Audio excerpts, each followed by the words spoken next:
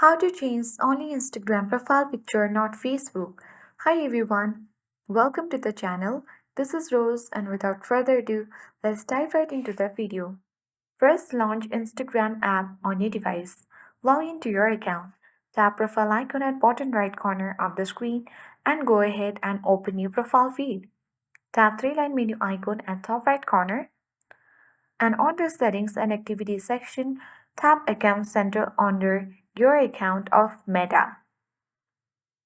Tap profiles and under profiles you will see all your connected accounts. You simply need to tap on your Instagram account. Now tap profile picture option. You need to select the photo you want to use and after that you will see the preview. You can easily tap edit and edit the picture. Once you're done, tap the save button.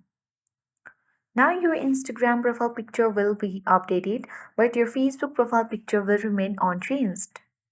So that's how you can easily change your Instagram profile picture exclusively. So if this was helpful, please like, share and subscribe for more tutorials. Feel free to drop any questions below and thank you for watching.